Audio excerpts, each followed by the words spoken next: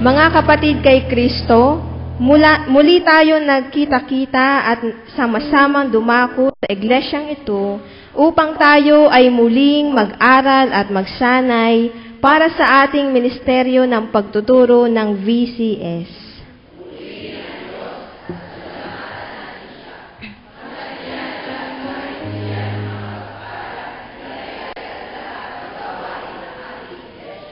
Sa ating pakikipagkaisa ngayon at sa pagsasanay na ating mararanasang muli, higit pa nating pagtibayin ang ating pananampalataya sa Diyos. Patuloy tayong maglingkod sa Panginoon, purihin ang Diyos. Atin pong manitili po tayong nakatayo at atin pong awitin muli ang ating purihin.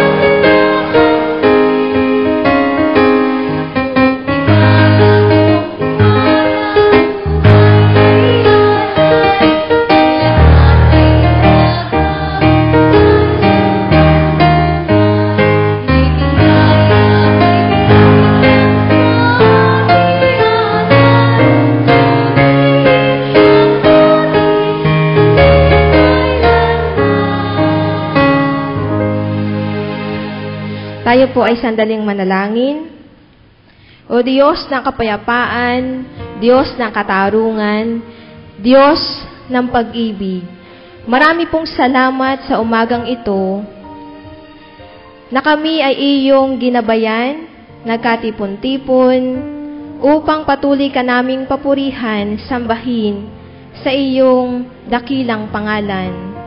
Panginoon namin, kami ay mag-aaral muli at patuloy naming gaganapin ang pag-aaral ng iyong salita at dalangin namin, Panginoon, sa patuloy naming pagpapaunlad, pagpapayabong ng aming mga kakayahan at mga talento, mga kaalaman. Dalangin namin, Panginoon, na ito ay hindi lamang para sa aming mga kapakanan, kundi bagkus ito'y maibahagi rin namin para sa pagpapalago o pagpapaunlad ng kakayahan at karunungan ng aming kapwa. Sinabi mo nga na kami ay hindi lamang may pananagutan sa aming mga sarili, kundi kaming lahat ay may pananagutan sa isa't isa.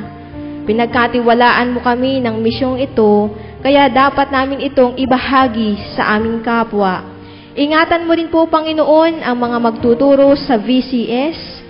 Dalangin po namin na lagi mong igawad ang iyong Espiritu Santo sa kanila at ang iyong pag-iingat, katalinuhan, ang iyong patuloy na ipagkaloob.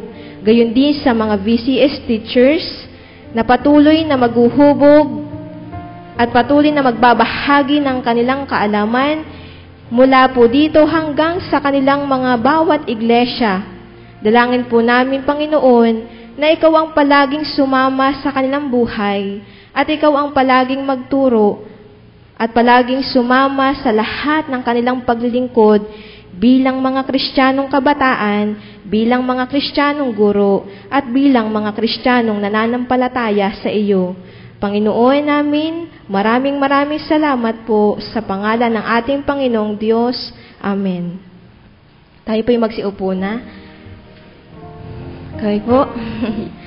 Welcome po sa bawat isa sa atin po. Magandang umaga po. God is good. All the time.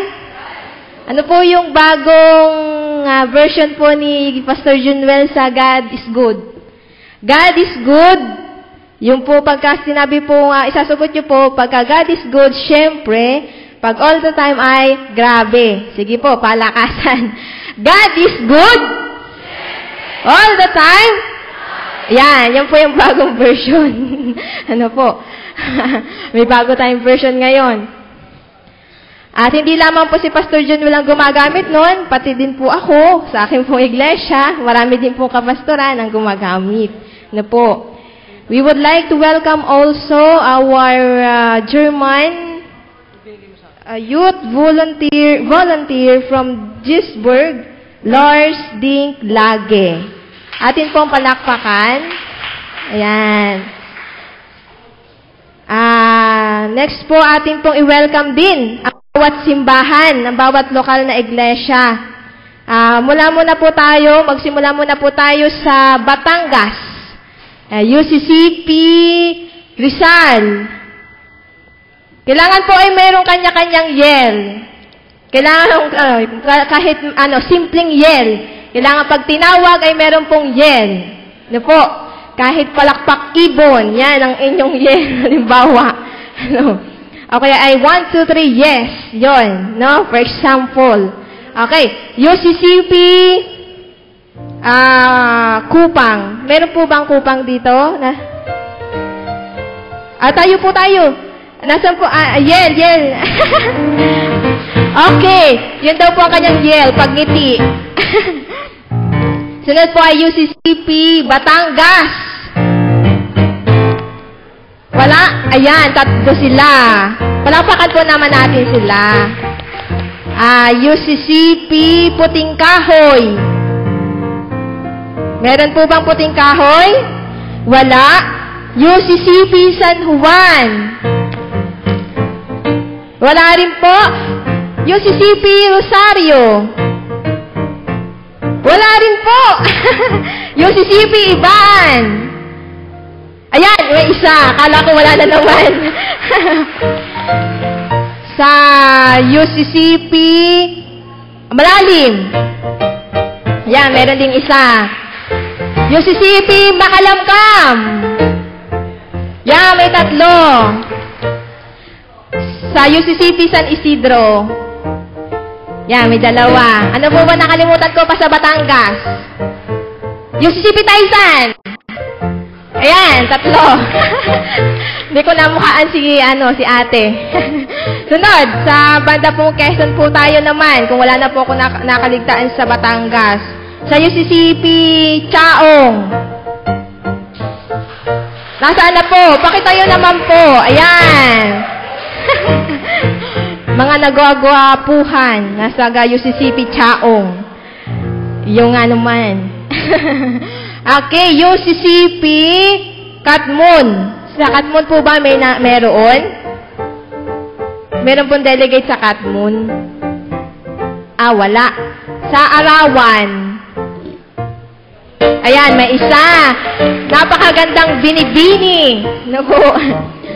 Sunod, UCCP Candelaria. Wala pa. On the way pa lamang ang UCCP Candelaria. Sunod po ay UCCP Pahinga. Ayan, may dalawa. UCCP, siyempre po, UCCP Kalumpang. Ayan. May dalawa. UCCP Sariaya. Yan, may tatlo. Okay, ang UCCP Lutukan po ay bukas pa. May isa po kaming delegado. Ang sunod po. Okay, UCCP Wakas. Okay, wala po. Siguro po ay bukas pa. UCCP Tayabas. Wala. Baka po bukas pa rin po sila. O kaya mamaya. UCCP Lukban. Wala rin po. Ay siya, tayo mag-uwian na. Wala pala.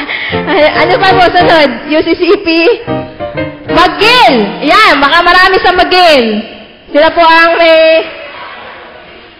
Yan, galing-galing. Yan, UCCP Magil. Napakarami. Sila lata po ang may pinakamaraming delegado. Pakitayo nga po uli ang UCP Magil. Ayan, halos karamihan pala sila. Napakarami pong UCP Magil at aktibong-aktibo po sila. Ayan. Ngayon, at isa pa pala po, San Pablo. UCCP Soledad. Meron po bang UCCP Soledad? Wala. UCCP San Rafael? Wala rin po. UCCP San Pablo sa FEC. Ayan, may tatlo. Okay po. Sa Alaminos. Sa Alaminos po, Santa Rosa, Alaminos. Wala po. Okay, wala na po ba ako nakaligtaan ng mga simbahan? Wala na po. Kung wala na po. Okay? Kung wala na po ay, ano po yun? Ay, Agdangan pala po. Okay, sorry. Yan, tatlo pa pala po. UCCP Agdangan. UCCP Lopez. Wala rin po. Ay, siguro pa'y bukas din po. UCCP Unisan. Almacen. Mauban. Bundok Peninsula. Wala. Okay, kung wala na po, siguro po mamaya pa po silang hapon. O kaya po bukas. Okay, kung wala na po ay atin pong tatawagin upang bumati po sa atin pong unahan. Ano po, ang tagapangulo ng konsilyo ng iglesyang ito po sa UCCP Magil. Tawagin po natin. Ayaw po niya tawagin. Sige po. Good morning, one and all.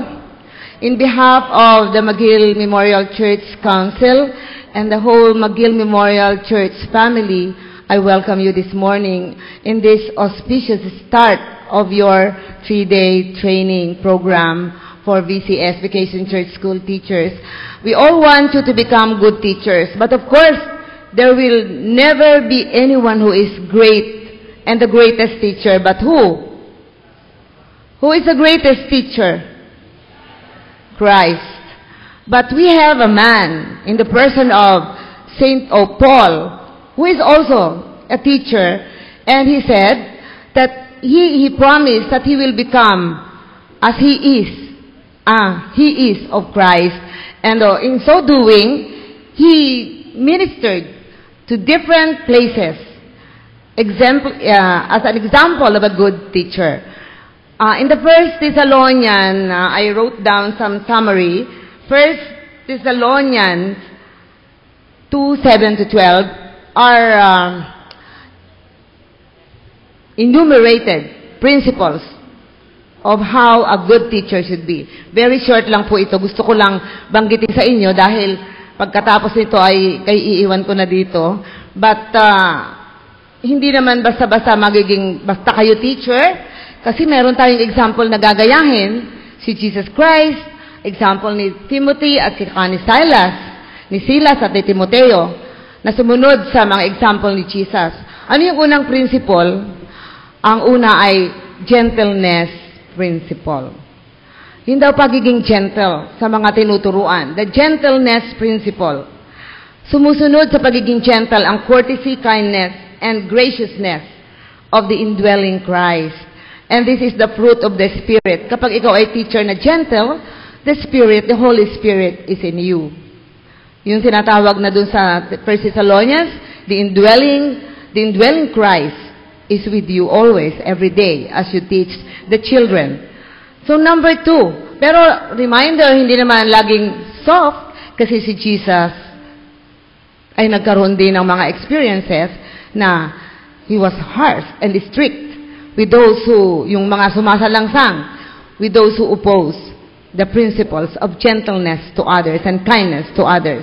Number 2 principle, sincere interest principle. Why are you teaching? Why are you here this morning? Do you have that sincere principle? Sincere interest principle? Ano daw yon? You are affectionately desirous. may pagmamahal ang inyong volunteering to become a VCS teacher. Not forced, hindi inakit ni Sir Jomar, hindi inutusan ni Pastor Junuel o ni Pastor Eslabon, but you have that sincere interest and affectionately desirous attitude towards teaching. At ang inyong ituturo ay hindi yung tinuturo sa K-12, but the Word of God. Ang third principle ay pure motive principle. Habang ako nagsasalita sa mga teachers sa public schools, lagi kong tinatanong, why do you teach? Why are you a teacher? Are you a teacher because of the salary? That is the principle of remuneration. Na kaya lang magti-teacher, pag ini-interview ko sa opening ng school year, kaya po ako ay magtuturo dahil kailangan akong tumulong sa nanay at tatay ko, pera po, sweldo. Yun. Bihirang-bihira yung nagsasabi na, kaya po ako ay magtuturo ay dahil sa gusto kong i-share ang aking knowledge, ang aking values, ang aking skills sa mga batang aking tuturuan. So ngayon, sa BCS, ano yung motive? Gusto mong maging popular for the prestige? Wow! Kabataan, naging guru sa BCS, kakaiba sa ibang mga pangkaraniwang member sa church dahil kayo nakapagturo. May special concern ang mga tao. So, your pure motive must be that, not of your message, but the listeners of your message. Yung mga bata na inyong tuturuan, yung paaabutan ninyo ng salita ng Diyos. Number 4, the holy life principle. Mamaya natin uulitin, holy life principle. You are here, you are volunteering, and you are desirous, affectionately desirous to become a VCS teacher. Yun ba ay holy para sa inyo o jolly? Holy ang pakiramdam ninyo sa pagtuturo o jolly because you are meeting friends from Batangas, from Laguna, and other places na ito ay nagiging simple gathering of young people only. A good teacher lives what he teaches. Good instruction about the Word of God. And the last principle is individual touch principle. Siyempre, ang bawat isa sa inyo may kanya-kanya kayong skills, may kanya-kanya kayong talent, na kapag sinasanay kayo dito, meron namin magsasalita na napakagaling na guro, si Sir Jomar, at saka si Pastor Junuel, magbibigay sa inyo ng mga guidance, at tungkol sa pagiging mahusay na guro, at ang iba pang mga leaders dito, but you must have your own personal touch, individual touch. Gagamitin ninyo ang inyong skills, ang inyong talent sa pagtuturo. Kung kayo'y mahusay magplano ng lesson, i-input ninyo yun doon sa design na ibinibigay sa inyo ng inyong trainer. Kung kayo mahusay umawit, magsalita kayo, o ganito ang gusto ko na, ma'am. So, hindi pwedeng yung lang leader, yun lang trainer, yun lang facilitator ang magsasalita. My dear children or young people, young teachers, kayo rin, i-share ninyo ang inyong talent, ang inyong mga ideas, ang inyong mga values para masunod ninyo lahat ang magandang uri ng pagtuturo. So, ano yung principles na sinasabi ni Apostol Pablo sa 1 Thessalonians? Ay, una, gentleness principle. Ulitin nga ninyo, the gentleness principle. Ulit, gentleness principle. Sincere interest principle. Pure motive principle. The holy life principle. And the fifth, individual touch principle. With this, I leave you all the opportunities to become good teacher. Follow the examples of Christ and His disciples. Good morning. Thank you po, Madam Potes, for your inspiring, challenging, and meaningful message. Let's give to Madam Potes, let's give him a round of applause. Kala ko po nagmensahe na po si Madam Potes. Ano po? Iba naman pong palakpak ang ating ibigay sa kanya. Creative clap. Tawagin nga po natin si Kuya, yung anak ni DM Marie, para magbigay ng creative clap kay Madam Potes sa kanyang inspiring message para sa mga BCS teachers. Kuya, creative clap po.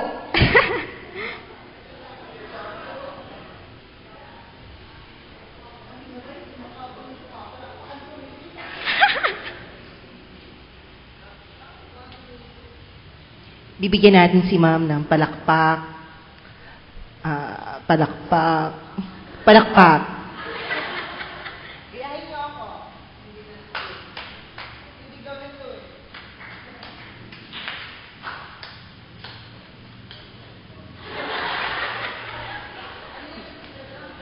Wala, ganun lang talaga. O, tayo lahat.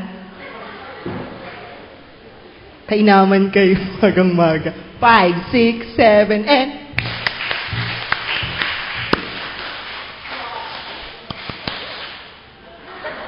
Thank you, ma'am. Okay po. Dumako naman po tayo. Salamat po, Kuya. Dumako naman po tayo sa pagbati sa atin pong tagapamahalang pastor po ng UCCP Magil, si Pastor Reverend Junuel Bueno.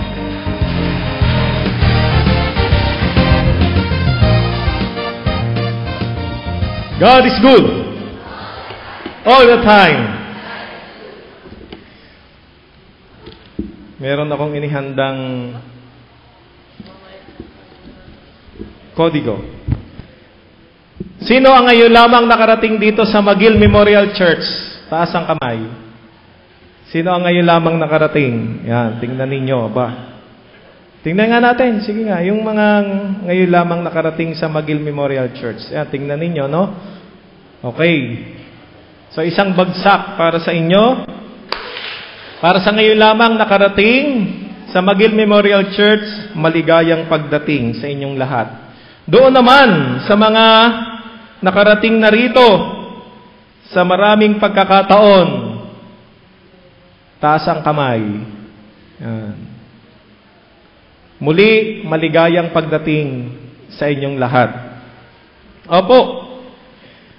At sa ating pong mga pastors na naririto ngayon, tingnan nga natin kung sino po yung mga pastors na naririto ngayon. Pakitayo po ang mga DMs na naririto ngayon. Ayan, pakitayo po. Sige. Yon, pastor and DMs, yon, naroon po ang ating CM, ang ating DCM at Commissioner ng Christian Education, Pastor Annalyn. Ang ating mga seminarians na naririto ngayon, pwede po ba na tumayo? Okay, so muli po sa ating lahat, maligayang pagdating sa Magil Memorial Church. Narinig na po natin ang isang napakayaman na pagbati mula sa Tigapangulo ng ating pong Magil Memorial Church. At nadarama po natin ang isang mainit na pagtanggap mula po sa aming chairperson ng Church Council. At sa pangalan po ng pamunuan o konsilyo, sa pangunguna nga po ng ating kapatid Gloria Potes, at gayon din naman po sa 1,803 kaanib ng Magil Memorial Church, 1,803 members ng Magil Memorial Church, inyong tanggapin ang aming masaya na pagbubukas ng pintuan at ng kabuuan ng simbahang ito ng Magil Memorial Church sa inyo pong lahat. Ang aming pong panalangin, maging kasiyasiya ang inyong pagtira dito simula ngayon hanggang sa araw ng hanggang anong araw kay Titi sa bagay? Hanggang gusto niyang tumira dito, pwede. Hanggang sa araw ng Sabado. No? Simula ngayon hanggang sa araw ng Sabado, kalakip ng aming panalangin ay ang tagumpay ng ating pagsasanay. No? Ang tagumpay ng BCS Teachers Training na ito. Ang Magil po ay isang Centennial Church. Sabihin nga natin, Centennial Church. Sino ba dito ang centenaryo na ang iglesia nila? Taas po ang kamay. O, Chaong, Unisan, Batangas City, UCCP Batangas City, sino pa? May tiga-Sariaya ba dito? Wala pa. First Evangelical Church, Chaong, ayan, nabanggit natin. So, Lukban, may tiga-Lukban na ba rito? So, ang pinakahuli po na nag-100 years, nag-centennial o centenaryo sa Southern Tagalog Conference ay ang McGill Memorial Church. Kaya nga po, sa mayamang karanasan ng iglesyang ito, kayo pong lahat ay tinatanggap, isang maluwalhating pagtanggap. At alam po ba ninyo na hindi ko po matiyak kung mayroon ng record na kagaya ng McGill. Pero for the record, ay nais ko po na ipagbigay alam sa atin na ito po ay back-to-back. Ibig sabihin, nung last year, dito rin ginawa ang VCS Teachers Training at ngayon, dito muli. Amen? Palakpakan po natin ang Panginoon. At ito po ay aming pinapahalagahan. Atin po itong pinagpapasalamat sa Panginoon. Ito po ay isang biyaya. Biyaya sa McGill Memorial Church at kapurihan sa pangalan ng ating Panginoon sapagkat ito po ay isang kapahayagan na kahit na po nagkakaedad ang iglesia, lalo po siya na nagiging masigasig sa paglilingkod. Amen po ba? Kaya nga yung mga kabataan na naririto ngayon, na po, hindi lamang first time o second time na magtuturo, hindi lamang third time, fourth time, fifth time, kundi matagal lang nagtuturo, ibig sabihin yan, kayo ay habang tumatagal sa pagtuturo, lalo kayong sumisigla. Amen? Kaya hindi po ito usapin ng edad kung ilang taon na kayo na nagtuturo, kung hindi ito ay kapahayagan lamang ng inyong obedience to God's will. Amen? Kaya po, ang McGill Memorial Church bilang isang Centennial Church ay nagpapasalamat sa Diyos sapagkat ito yung magkasunod na taon na dito ginaganap ang ating pagsasanay upang palaganapin ang pananampalataya na mapagkaisa. Sabihin natin, pananampalataya na mapagkaisa.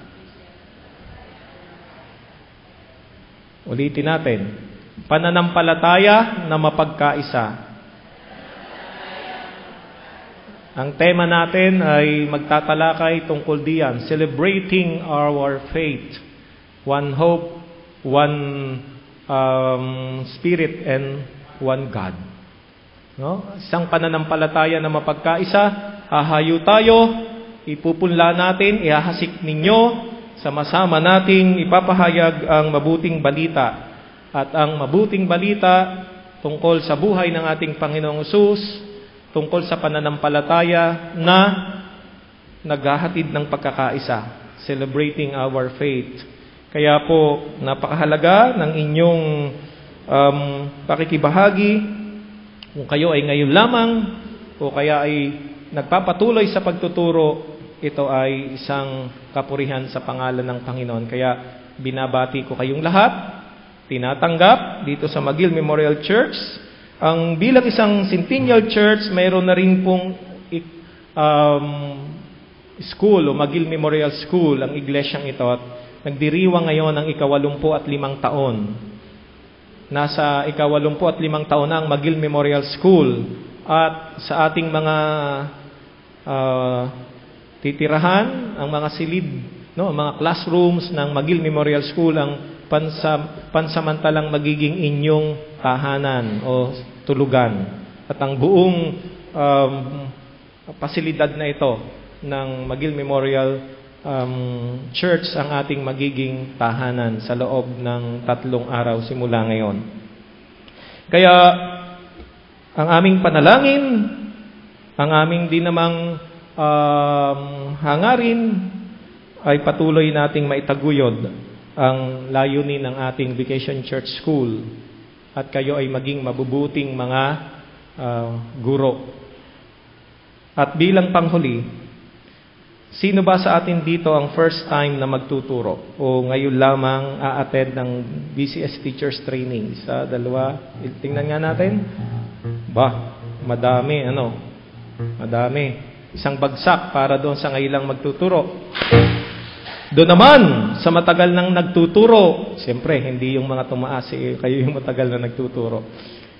Ang itatanong ko lamang, ano ang dahilan ng inyong pagtuturo? Doon sa mga ngayon lamang magsasanay sa BCS training. Ano ang dahilan? Doon naman sa mga patuloy na magtuturo, ano ba ang dahilan? Ano ang patuloy na dahilan at kayo ay pabalik-balik, paulit-ulit na nagtuturo every summer sa Vacation Church School? Nais ko lamang na bigyan ng kaliwanagan ang bahaging ito. Sabihin nga natin, God's purpose. Sabihin niyo sa inyong katabi, kapatid, ano ang God's purpose sa iyong buhay? Magandang maunawaan po natin na tayong lahat mayroong layunin ng Diyos sa ating buhay. Bilang mga anak ng Diyos, bilang mga Kristiyanong kabataan, bilang mga Kristiyanong leader, bilang mga Kristiyanong leader ng mga kabataan sa ating iglesia lokal, may purpose ang Panginoon sa buhay ng bawat isa sa atin, sa buhay ng bawat isa sa inyo. At ano yung God's purpose na ito? This is to love God and to love people. Sabihin nga natin, to love God, to love people. Mahalin ang Diyos, mahalin ang ating pong kapwa. At ang pagbahagi ng pagsasabuhay na ito ay yung pagtuturo natin. Pagtuturo natin upang ibahagi ang pag-ibig ng Diyos at ang ibahagi ang Kanyang salita. At ito sa pamagitan ng inyong pagtuturo, ito ay pagsunod natin. Ito yung tinatawag natin sa ating UCCP General Assembly team na obedience to God's will. Pagsunod sa kalooban ng Diyos, pagsunod sa Kanyang purpose sa ating buhay. Sino sa atin dito? Sa ngayon, ang nakadarama na gusto niyang maging DM o maging pastor o church worker ng UCCP, taas ang kamay o magsabi ng amen. Meron po ba? Yun, merong isa doon. Palakpakan po natin ang Panginoon. Yun din po ang akin at aming panalangin na mula sa inyo.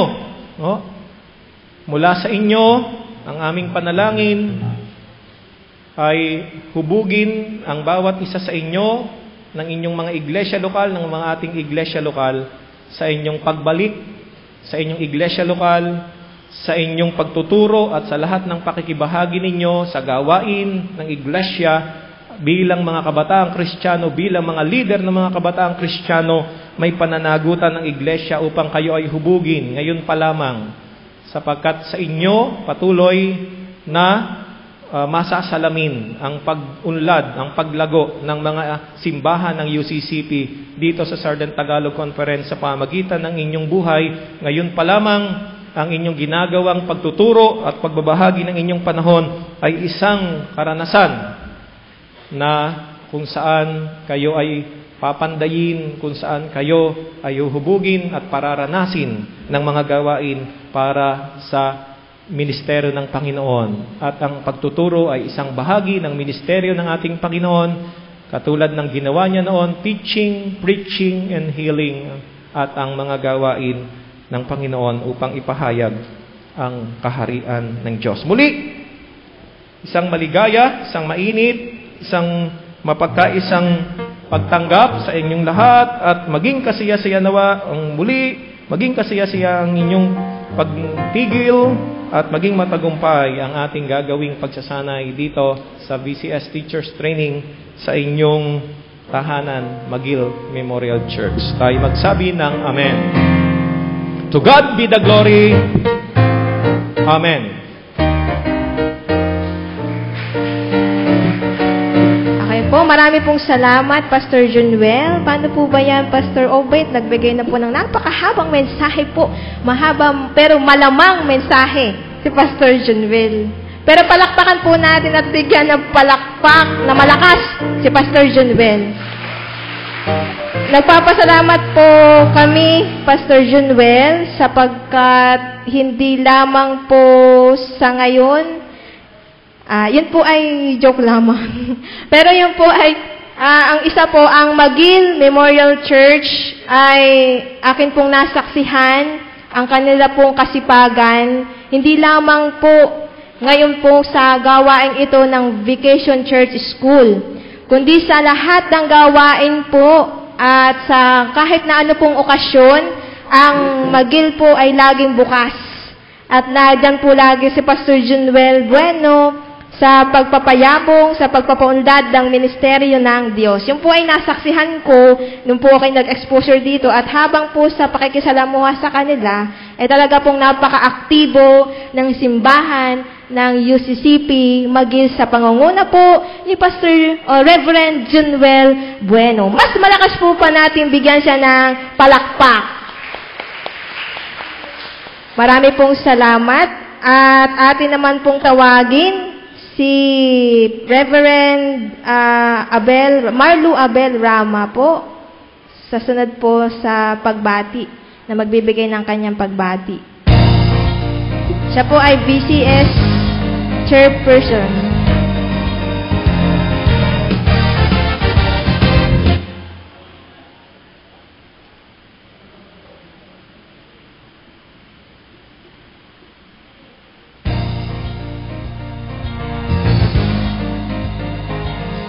Magandang umaga sa inyong mga bata.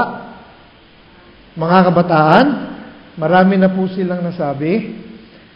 So sa ating paglalakbay bilang mga kabataang guro na naglilingkod sa isang Diyos, batid ko na tayo nagkakaisa na ang ating ginagawa ay hindi para sa ating sariling kapurihan, kundi para sa ikapupuri ng ating Panginoon. Madami na pong nasabi yung mga nauna. Mamaya marami akong sasabihin.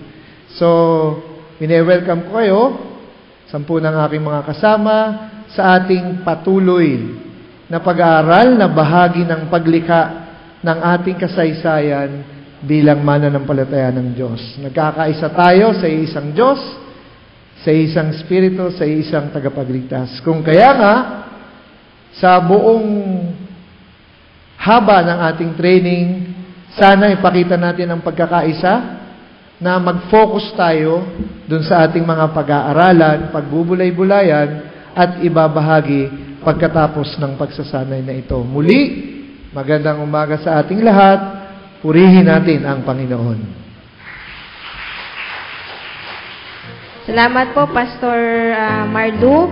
Sunod naman po ay tawagin din po natin ang ating pong minamahal na conference minister.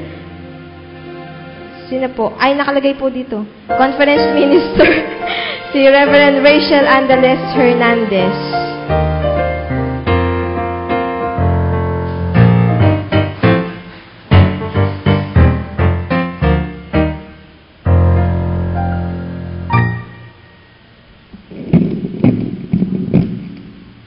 Magandang umaga po sa ating lahat. Hello. Parang hindi pa sila nagmimerienda, ano? Kaya mahina ang sagot. Pagbaba, huwag kayong mag-alaala mga bata. Pagbaba natin, tiyak, nakahain na ang pamerienda sa atin ng UCCP McGill. Sila ang may sponsor. Salamat po in advance. Mga kabataan, mga kapwa maggagawa, sa lahat po sa atin, una sa lahat ay ang papuri sa dakilang Diyos ang ating iniaalay sa umagang ito. Sa maraming kadahilanan. Una, tunay na aking kinikilala, ina-appreciate ko ang mga kabataan tulad ninyo na sa ganitong panahon ng bakasyon, sa halip na kung saan pumunta, maraming yaya doon, maraming imbita doon, ang inyong inuna na pupuntahan ay isang pag-aaral na muli upang maging guro sa Vacation Church School na isang programa ng ating iglesia. Kung kaya nga inyong isinasakatuparan at ipinamumuhay ang isang napakagandang awitin sa ating himnaryo, na yun ay nagbigay din sa akin ng inspirasyon nung ako'y tulad ninyong nasa gulang ng kabataan. Ang pangalan ng awitin, page 155, sa mga awit sa pagsamba, alam niyo ni Ate Ching, at yan ay organista. Sa Panginoon ay ialay. Sa Panginoon ay ialay lakas ng kabataan. So sa inyong pagiging kabataan, ang inyong lakas, ang inyong panahon, you are giving this to our Lord. Hindi kung kanino paman. Kung kaya purihin natin ang Diyos sapagkat kayo naririto ngayong umaga para sa pag-aaral. Gayon din, isang malaking dahilan natin ng pasasalamat sa Diyos ay ang ating iglesia ng UCCP Magil ay patuloy na bukas ang kanilang pintuan upang tumanggap na mga ganitong gawain na pangkalawakan ng komperensya. Marami pong salamat, kapatid na Madam Gloria Potes, at ipaabot po ninyo natin sa inyong konsilyo at sa kabuuan ng iglesia ang pasasalamat ng ating komperensya. Hindi lamang ito ang kanilang tinatanggap na gawain, kundi sa lahat ng gawain programa ay sila ay sumusuporta lalong higit sa pananalangin. Gayun din mga kabata at mga delegado, nais kong ipaabot natin sa ating mga iglesia lokal ang pagpapala sa inyo dito at sa inyong mga manggagawang pastor. Ang mga pastor ay malaki po ang role o papel na ginagampanan sa ating mga iglesia, na sila ay malaking puwersa na nag-i-encourage sa tulad ninyo mga kabataan. Hindi ba? Si pastor ay nag-encourage din sa inyo na kayo dumalo. Actually, nandoon din yung convincing power ng pastor upang ang mga kabataan tulad ninyo ay dumalo sa ganitong pag-aaral at maging BCS teacher. Maraming salamat sa inyong mga iglesia at sa konsilyo ninyo na nagpapadala sa inyo dito. Gayon din, kinikilala natin ang ating namamahala at nangangasiwa ng programang ito. Ang programang ito ng Vacation Church School ay nasa pamamahala ng Christian Education and Nurture ng ating konferensya. At sa Christian Education and Nurture ay isang lupon doon ay ang VCS Sunday School. Sa CEN, ang ating chairperson ay si Reverend Robert Eslabon. Pakitindig nga po ng aming tall, dark, and handsome ng STC. Yan, siya po ang namamahala. At yung subcommittee, yung VCS Sunday School, ay si Reverend Marlu Abel Rama, nagsalita sa atin dito kanina. Mga kabataan, isang nais kong ibahagi sa inyo sa umagang ito ay karanasan din sa pagiging BCS teacher. Alam nyo, ang Magil, ako'y tulad pa rin ninyo, grade 6 ako, dito rin ang first attend ko ng BCS. So, ganun na katagal ang panahon, na ang Magil ay tumatanggap ng ganitong gawain. Nung araw ay inabot ko naman na BCS na, nung ako'y teacher na tulad nyo. Pero nung ako'y maliit pang bata, hindi BCS ang tawag, sino may alam dito? DVBS, Daily Vacation Bible School. Pero nagkaroon ito ng pagbabago, naging Vacation Church School. So, ang mga kabataan tulad ninyo ay nagbibigay ng panahon, ng talent, at alam kong maging sa pagdodrawing ay kayo ay magkakaroon ng oras ng pagpupuyat. Dahil iuwi ninyo ay tapos na ang inyong mga memory verse chart, song chart, at iba't iba pa. So, itong VCS training will enhance kung anong talent, gift ang ibinigay sa inyo ng Diyos. Sa pamamagitan ng biyaya, ng patnubay sa atin ng Diyos, nandoon ang ating pag-asa, na ito ay magiging starting point doon, lalong higit to sa mga first-timer ng inyong pagpapatuloy na masiglang pagbibigay na inyong lakas bilang kabataan sa paglilingkod sa ating Panginoong Hesukristo. Maraming salamat po sa ating lahat. Magandang umagang muli. Marami pong salamat. Amin pong Conference Minister, Reverend Rachel Hernandez. Ang babasa po ng banal na kasulatan at ang magbibigay po ng mensahe po ngayong umaga, ang magbibigay ng nakaka-inspired at isang napaka-mapanghamong mensahe sa atin ngayong umaga po at para po sa gawaing ito ay ang atin pong minamahal na Deputy Conference Minister na isa po sa writer din po na para po sa inyo pong kaalaman, siya po ay ang isa sa mga writer ng Sunday School Manual. Tama po? Sunday School Manual po. So, kung yung pong mga last ay mababasa nyo kung ano po yung mga sinulat po niya. At ginagamit po yun sa bawat lokal na iglesia. At malaki pong tulong na ipinagkaloob niya ang kanyang kakayahan bilang VCM. At ako po'y nagagalak na ipakilala po siya sapagkat po siya ay isang napakasipag na manggagawa at lingkod ng Panginoon. Ano po?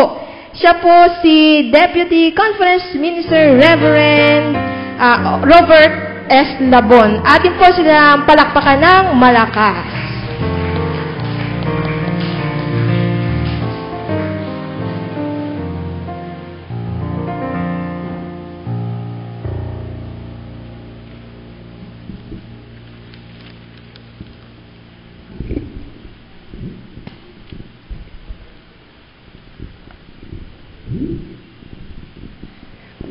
Mga kapatid, tayo po'y magsitayo para sa pagbasa ng banal na salita.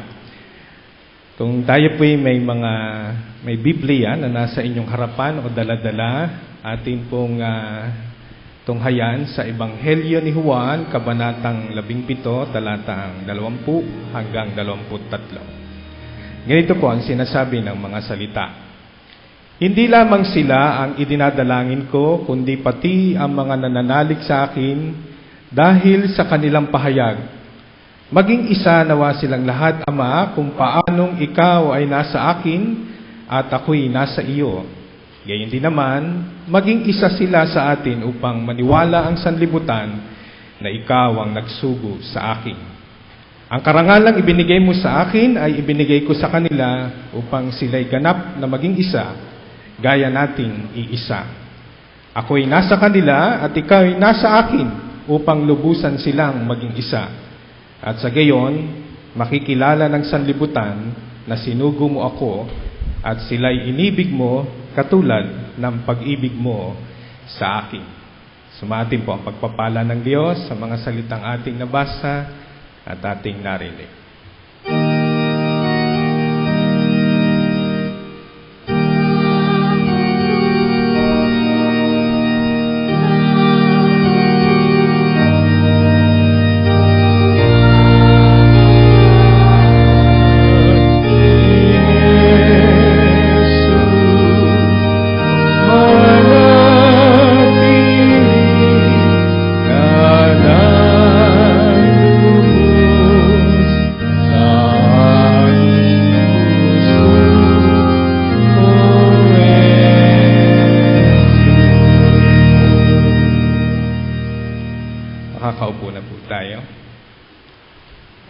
Magandang morning po sa lahat.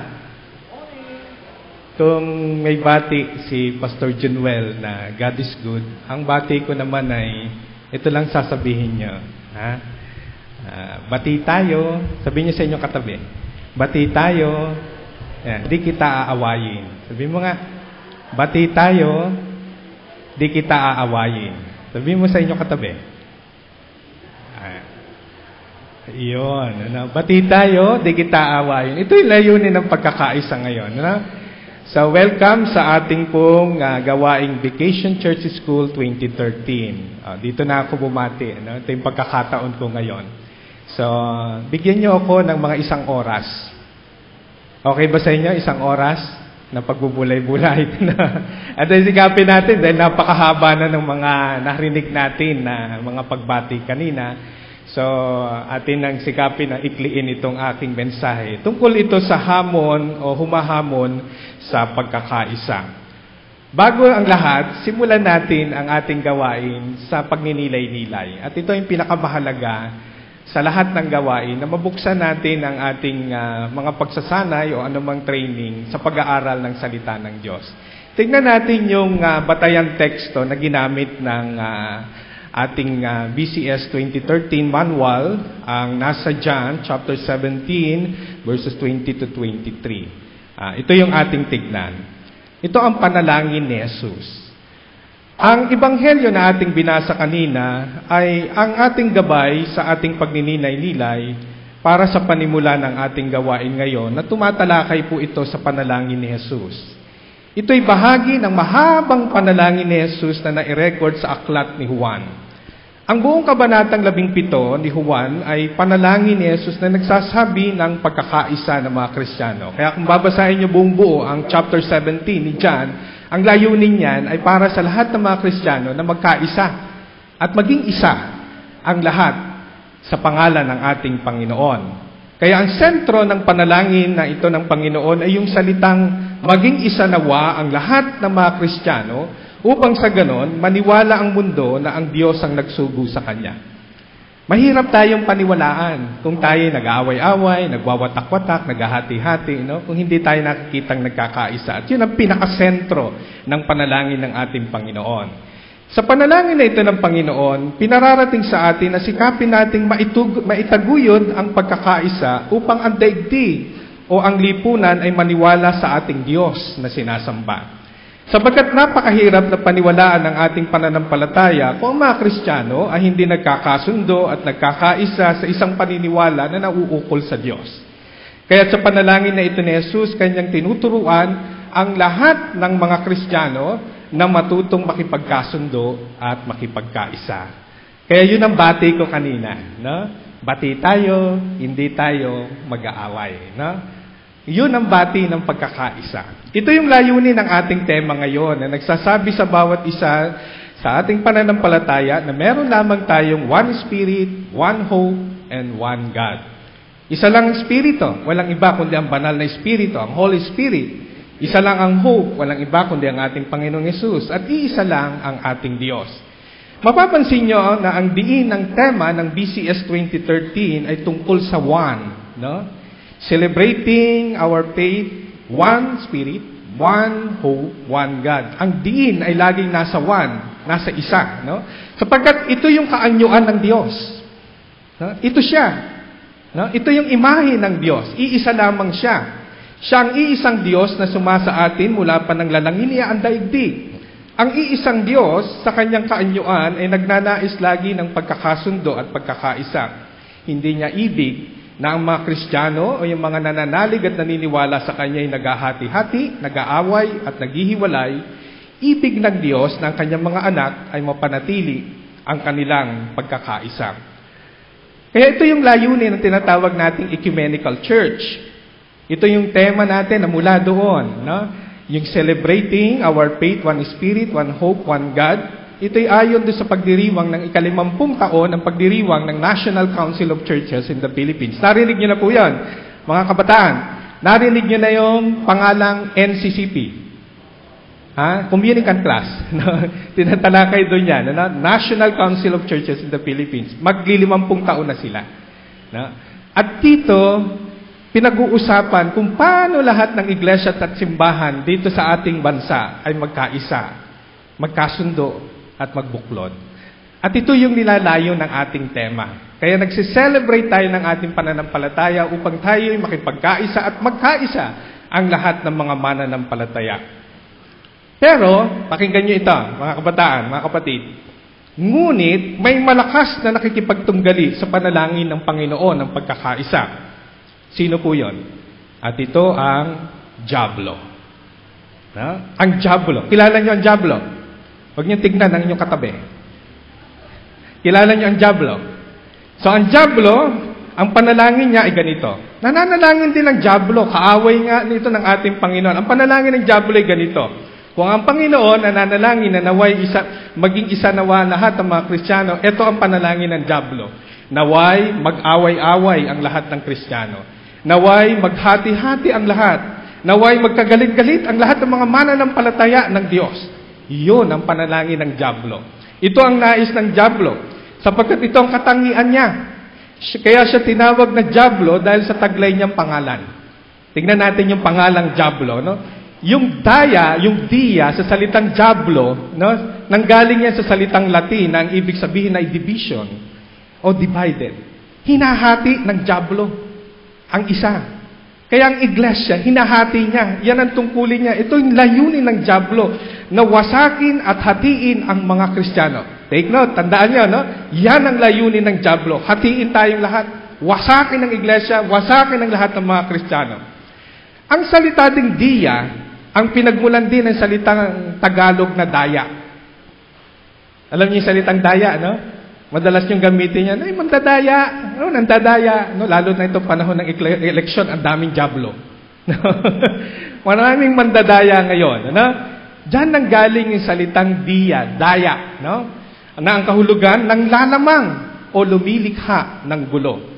Ang pinagmulan din ng salitang, ito ang isa pang katangian ng diablo, mandaya upang lumikha ng gulo sa relasyon ng mga Kristiyano. Ito ang kaparaanan ng diablo. Ang kanyang lakas ay nadarama maging sa loob ng iglesia. Kaya tandaan natin, ang sino mang tao na mahilig mang-away at mandaya sa kanyang kapwa, siya ay sinasaniban ng diablo. Amen? Tandaan yun, no? Pag ikay mahilig makipag-away, no? At mandaya, wala sa iyong Holy Spirit. Ang nasa iyo ay ang Espiritu ng diablo. Yan ang tungkulin ng diablo. Hatiin tayong lahat. Meron tatlong malaking issue ng pagkakaisa ang kinaharap ng panalangin ito. Tingnan natin dito. Kung bakit sa panalangin ni Jesus makikita natin ang pagnanais niya na magkaisa ang lahat ng mga Kristiyano. Ang una, mga kapatid, inaatake ng panalangin ng Panginoon ang panganib na taglay ng kompetisyon. Ano sa Tagalog ng kompetisyon? Pakikipagpaligsahan. Ito yung pakikipagpaligsahan ng mga Kristiyano sa kapwa niya sa pagiging una, sikat, dakila at magaling. Ito ang unang inaatake ng panalangin ng Panginoon. Sa panahon ng mga alagad ni Jesus, makikita natin sa kanila ang pakikipagpaligsahan kung sino sa kanilang itatanghal na dakila at mahusay na alagad kung dumating na ang paghahari ni Jesus. Yan ang issue nila. Pag dumating na ang paghahari ni Jesus, sabi ng magkapatid, ako nasa kanan, ako nasa kaliwa, no? Sabi ng dalawang anak ni Zebedeo, nakikipag-unahan sila kung sino sila ang tatanghalin dakila at magiging magaling sa mga alagad. Sa Ebanghelyo ni Lucas, kabanatang 22, talatang 24 hanggang 30, mababasa natin dito na mga alagad ay nagtatalo-talo tungkol sa kung sino sa kanila ang kikilalanin na dakila. Sino sa mga alagad ang pinakamahusay at magaling na alagad? Nalaman ito ni Jesus at narinig niya ang pagtatalo ng mga ito. Hindi niya nagustuhan ito. Kaya't kanyang pinangaralan ng mga ito at pinagsabihan. Pakinggan niyo ito, no? Ganito ang pangangaral ni Jesus. Ganito ang wika ng Panginoon sa mga alagad. Ang pagiging dakila ay dapat na laging maging huli o maging bata. At ang namumuno ay tagapaglingkod. Dito ay sinasabi ng Panginoon na ang pagiging mahusay, maging magaling at dakila ay hindi lumalagay sa unahan, sa itaas, at sa karangalan. Kundi siya'y nararapat na nasa hulihan at nasa mababang katayuan. Sa salitang ito, itinatakwil ni Jesus ang kompetisyon na nagaganap sa mundo. Ang pangil at bagsik ng kompetisyon ay naranasan ito ng mga alagad. Ang paghahangad na maging una, sikat at dakila ang laging binibigyan ng halaga ng tao ngayon. Naalala ko ang isang pastor na lagi niyang pinamamalita sa mga pagpupulong yung mga accomplishment niya sa mga pagawain ng kanyang iglesia. Ganito ang sinasabi niya. Merong isang membro niya na hindi nakapagpigil sa mga sinasabi ng kanilang pastor. Ang sabi ng membrong ito, Pastor, teka sandali. Oo nga, kayo ang nanguna sa mga pagawain ng gusali ng iglesia. Subalit, kung hindi dahil sa panalangin at suporta ng iglesia, hindi magagawa ang lahat ng paggawain niyan. Tumahimik yung pastor. Pure motive ng paglilingkod. Yun yung principle na binabanggit sa atin. Ano yung motibo? Bakit tayo naglilingkod? Ito rin yung tanong ni Jesus sa kanyang mga alagad. Ano yung motibo? Ano yung motive natin? Bakit tayo naglilingkod? Para maging sikat? Para balang araw ay kilalanin yung ating ginawa at maging dakila tayo? Kadalasan, may mga Kristiyano sa pagnanais na matanyag o maging sikat, lagi nilang ibinibida ang kanilang sarili at mga nagawa. Paalala po, mga kapatid, mag-ingat tayo dito, sapagkat hindi ito ang ibig ng Diyos sa mga Kristiyano na laging ibida natin ang mga nagagawa nating mga magaganda sa ating buhay. Sa ating relihiyong Kristiyano, makikita natin ang puwersa ng kompetisyon. Sapagkat maraming grupo o sekta ng ating pananampalataya na kanilang sinasabi na sila lang makakapasok sa kalangitan. Sila lang ang maliligtas. Ito ngayon ang labanan, pagalingan. Kung sino ang karapat-dapat na makapasok sa kalangitan. Maraming Kristiyano ang nagyayabang dito.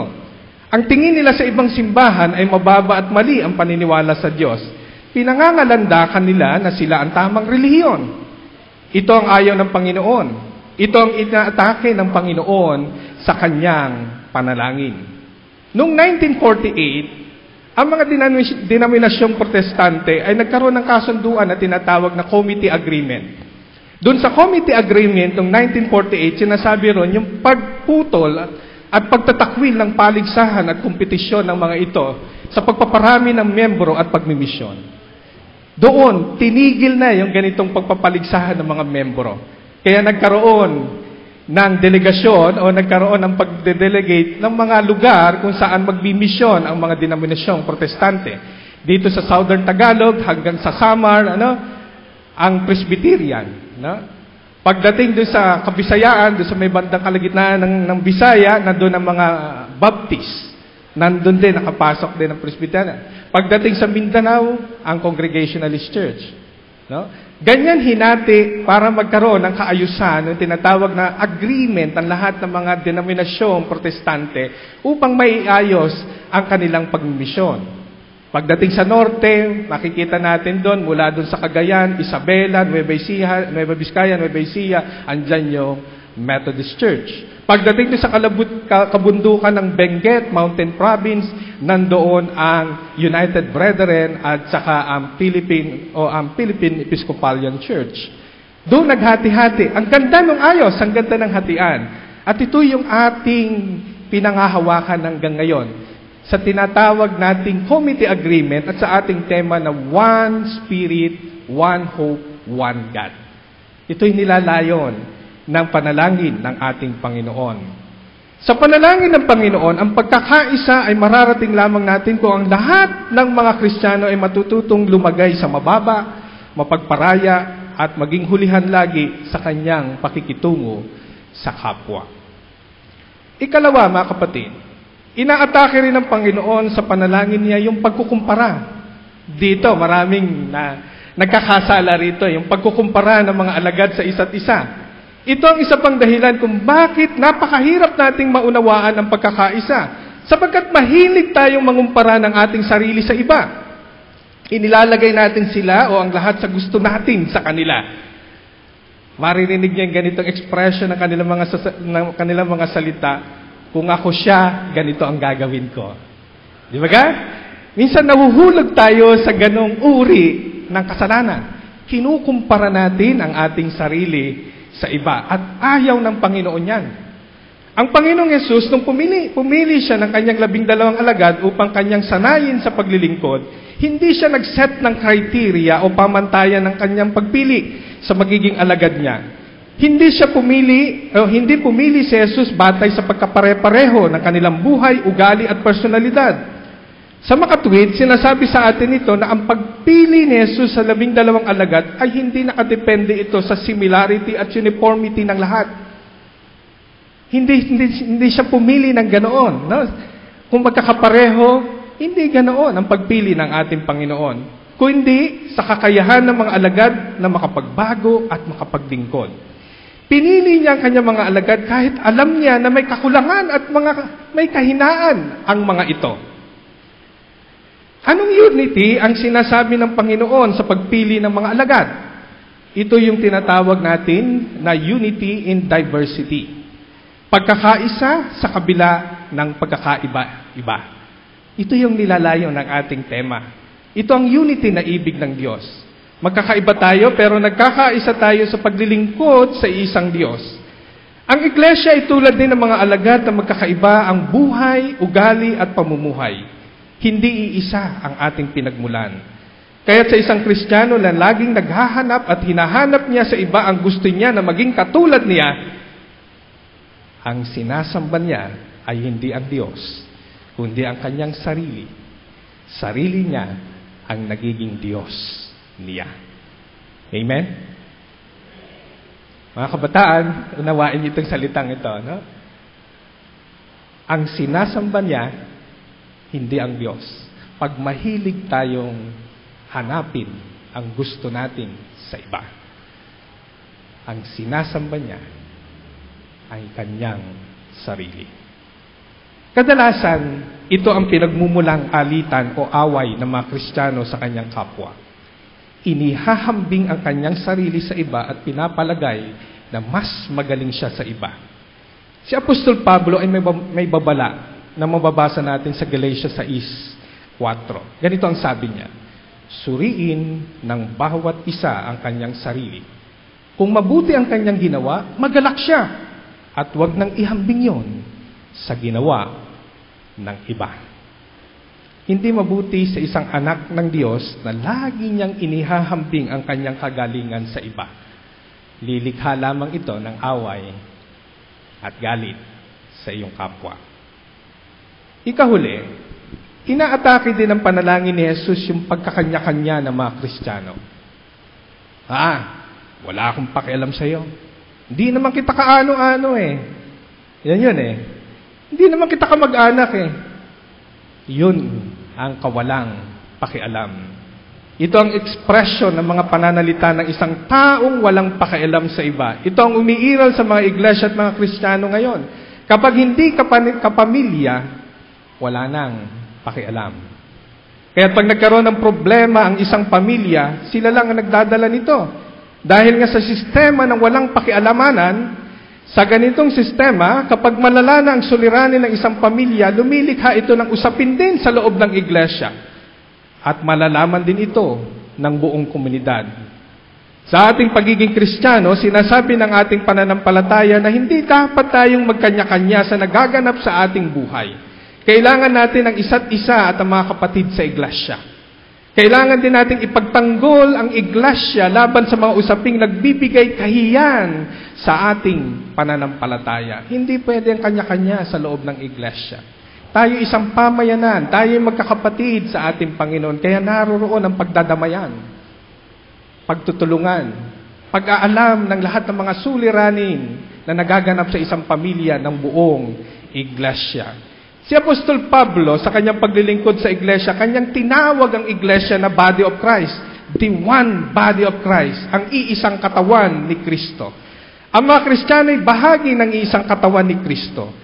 Tayo nagkakaugnay sa katawan na ito ng Panginoon.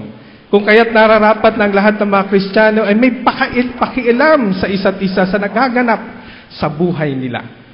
Ganito ang sabi ni Pablo sa unang Korinto 2:26, kung nasasaktan ng isang bahagi ng katawan, nasasaktan ng lahat. Kung pinararangalan ng isang bahagi, nagagalak ang lahat. Dito po ay pinahihiwatig ni Pablo na mga Kristiyano ay magkakaugnay at magkakadikit-dikit. Iisa.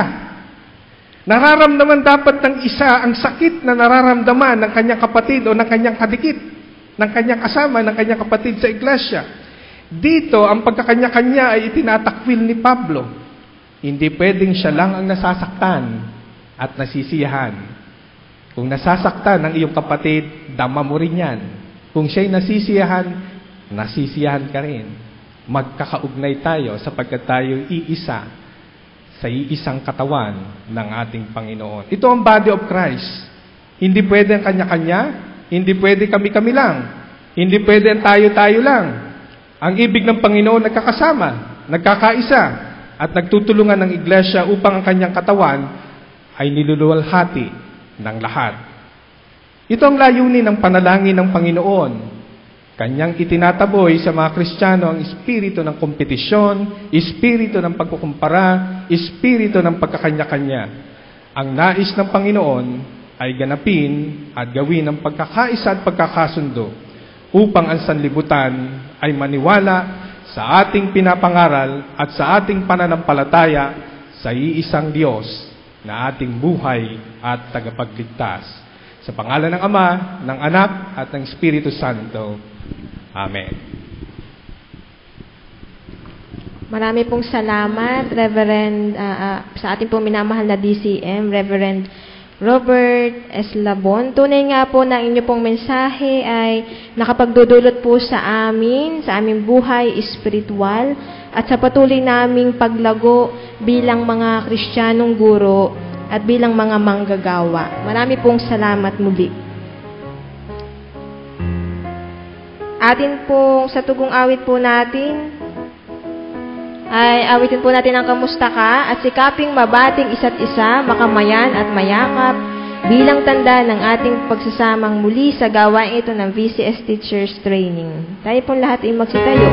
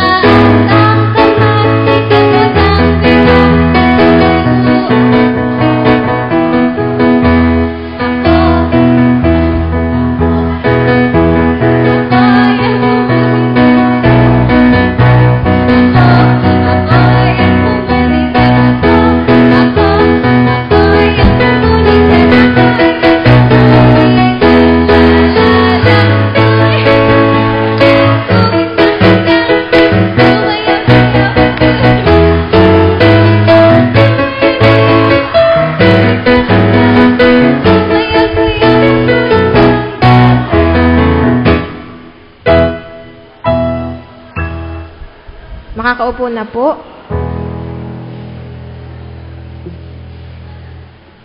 Dumako po tayo sa paghahandog. Bilang pinagpala ng Diyos sa mga kagalingan at karunungan, tayo ay maging mabuting katiwala na nagkakaloob ng ating mga kakayahan at biyaya.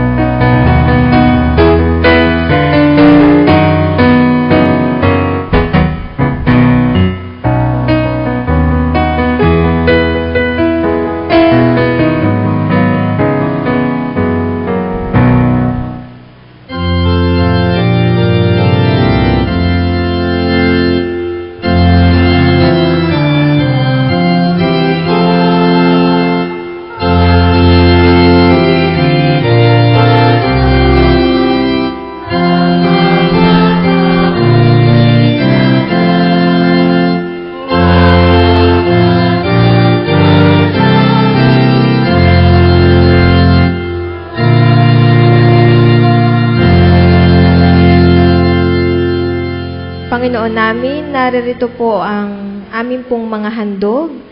Iniaalay po namin para sa iyo.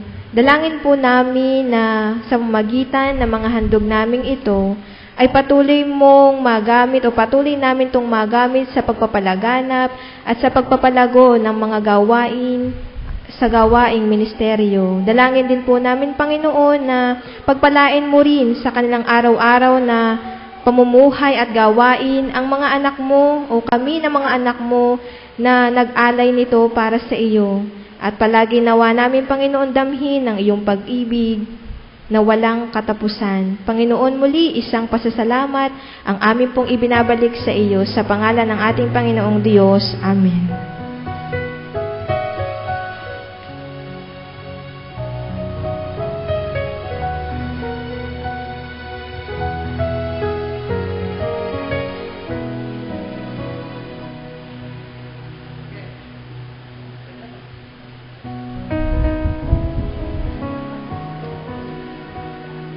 Sige po, ang atin po, dumako po tayo sa orientasyon ng gawain po para po sa pagsisimula ng atin pong VCS.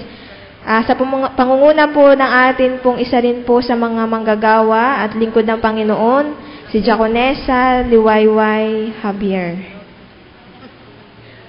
Good morning! How are you today?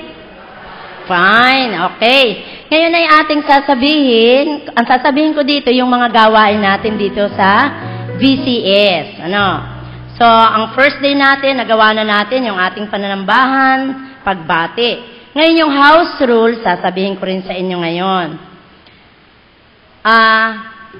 Ang house rules ay, ito'y ilalagay sa bawat silid na inyong tutulugan at sasabihin ko pa rin ngayon. So, ang unang-una, bawal ang nakasimangot. Sige nga, tingnan ko nga, baka may nakasimangot dyan. Bawal ang nakasimangot, ha? Ikalawa, ingatan ang mga personal at mahalagang gamit ninyo. Yung mga gamit ninyo na kailangang laging daladala, ay inyong dalahin, baka mawala. Daluhan ang mga bawat gawain ng ating pag-aaral. Sundin ang mga nakatakdang oras. Ang mga delegado ay hindi na pinahihintulutang lumabas kapag gabi na. Tayo ay nawawala ng tubig kapag gabi, na alas 7 ng gabi.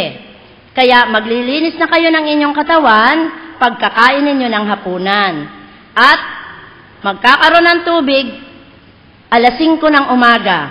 Kaya huwag iiwanang walang laman ang mga sisidla ng tubig sa ating CR, yung sa palikuran, sa liguan. Kapag ginamit ninyo, laging patuluan ng tubig. Kasi mawawala ng tubig ng 7 o'clock ng gabi, magkakaroon lang ay alas 7 ng umaga. Ay, alas 5 ng umaga. Panatilihing malinis ang ating mga palikuran, bawal magtapon ng tissue, napkin, o anumang basurang nakababara sa ating toilet bowl. Pakipatay din at pakihugot ng electric fan pagkatapos gamitin. Itapon ang mga basura sa basurahan. Panatilihing malinis ang ating silid tulugan. Bawal ang mag-ingay kung oras na ng pagtulog. Diba, oras na, halimbawa 9:30, tulugan na. May nagbubulungan pa at may text pa ng text dyan. Mga kapatid, bawal para makapahinga kayo. Sa inyo din yung kalusugan, para kayo makapahinga at gigising kayo ng maaga. Kung may problema ang bawat isa sa inyo, halimbawa may masakit ang ulo, kung ano man ang mga problema ninyo, makipag-ugnayan lamang sa mga facilitators. Maliwanag na po yun.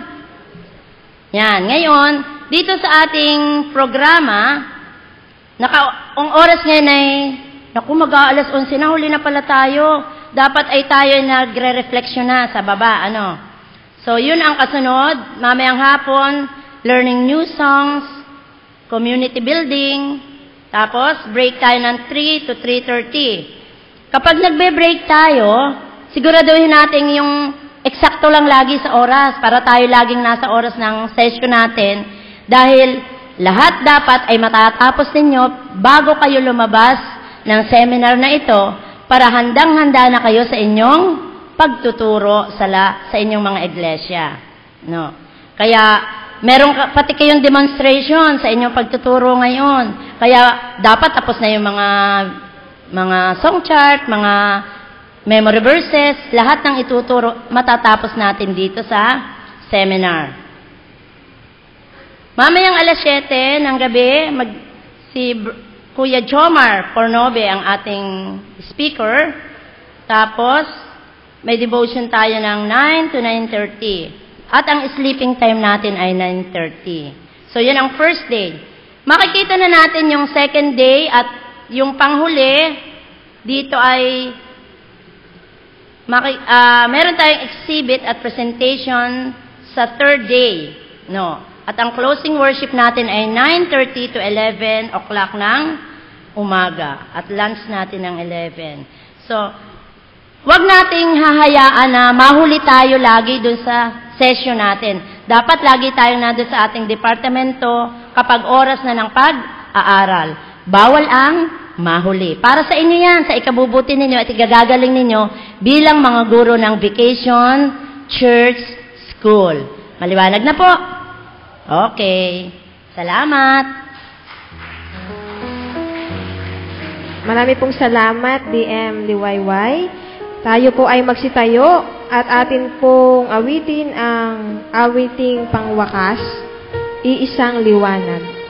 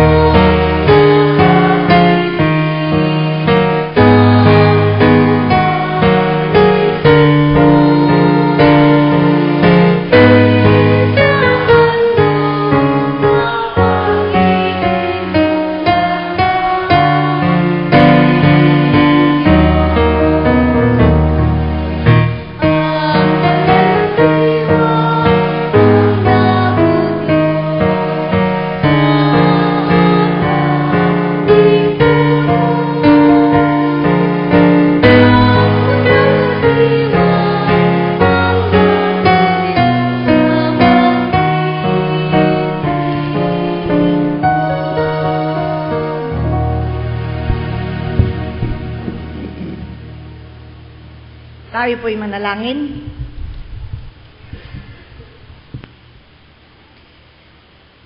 O dakila at mapagpalang Diyos, dahil po sa iyong kahabagan at banal na pag-ibig sa bawat isa sa amin, gayon din sa iyong iglesia, niloob mo na kami ay magkasama-sama sa umagang ito, hindi lamang dahil sa pag-aaral ng pagiging guro sa Vacation Church School, kundi higit sa lahat, kami, lalong higit ang mga kabataan, ay tumutugon sa iyong banal na tawag na kami maging bahagi ng iyong banal na gawain, ng iyong ministeryo, kasi kami ay kasama, O Diyos, sa nagsusulong nito.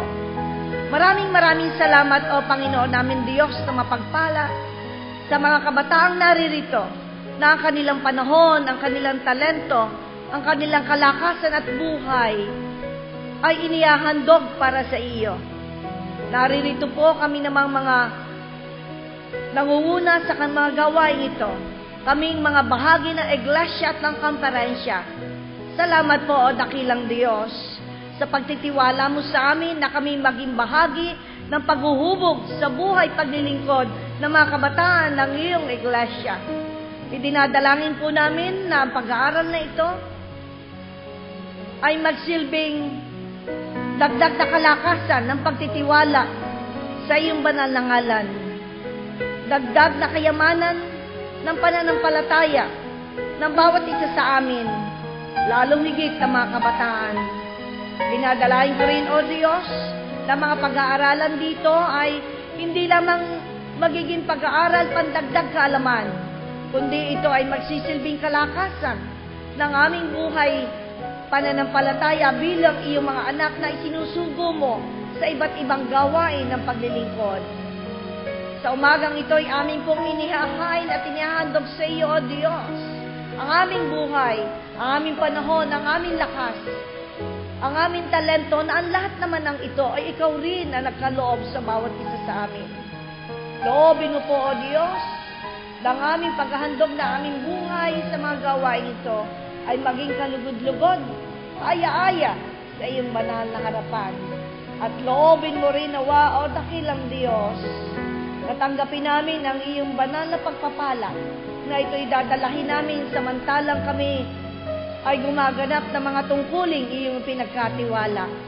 Maging karapat dapat dinawa akong iyong abal lingkod na maging daluyan ng iyong pagpapala para sa bawat isa. At ngayon, ang masaganang pag-ibig ng dakilang Diyos ang tatanggapin ng bawat isa. Ang katiyakan ng kapahayagan ng kanyang banal na pag-ibig sa pamamagitan ng katiyakan ng kapatawaran. Ang pakikipisan, pananahanan, ang banal na gabay, maging pagtutuwid sa pamamagitan ng kanyang Espiritong Banal ay sumaating lahat mula ngayon at magpakailan, kailan paman. Amen.